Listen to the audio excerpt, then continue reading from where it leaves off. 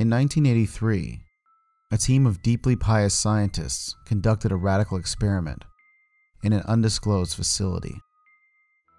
The scientists had theorized that a human without access to any senses or ways to perceive stimuli would be able to perceive the presence of God.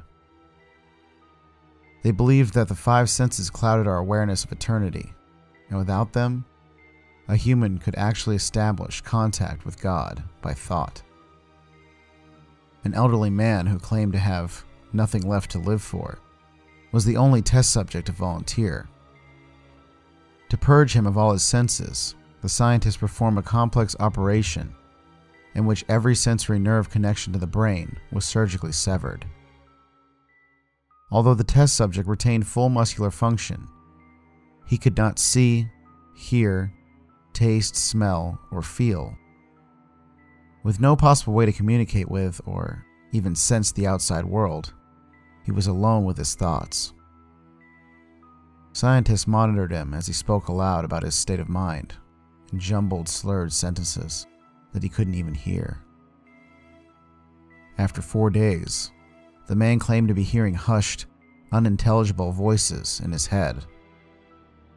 Assuming it was an onset of psychosis, the scientists paid little attention to the man's concerns.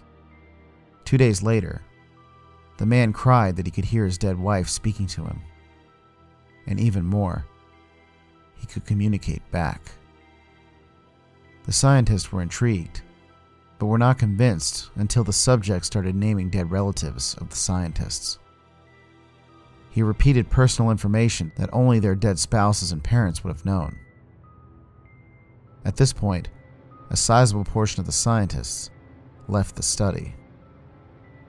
After a week of conversing with the deceased, the subject became distressed, saying the voices were overwhelming. In every waking moment, his consciousness was bombarded by hundreds of voices that refused to leave him alone. He frequently threw himself against the wall, trying to elicit a pain response. He begged for sedatives so he could escape the voices by sleeping. This tactic worked for 3 days, until he started having severe night terrors.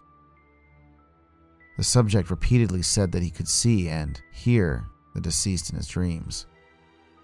Only a day later, the subject began to scream and claw at his non-functioning eyes, hoping to sense something in the physical world.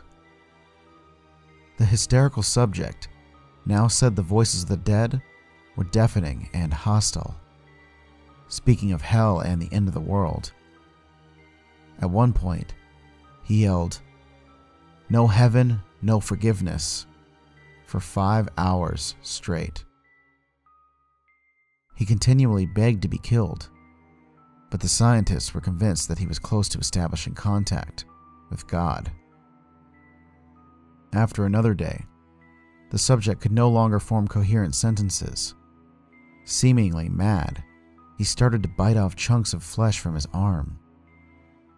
The scientists rushed into the test chamber and restrained him to a table so he could not kill himself. After a few hours of being tied down, the subject halted his struggling and screaming. He stared blankly at the ceiling as teardrops silently streaked across his face. For 2 weeks, the subject had to be manually rehydrated due to the constant crying. Eventually, he turned his head and, despite his blindness, made focused eye contact with the scientist for the first time in the study. He whispered, "I have spoken with God, and He has abandoned us." His vital signs stopped.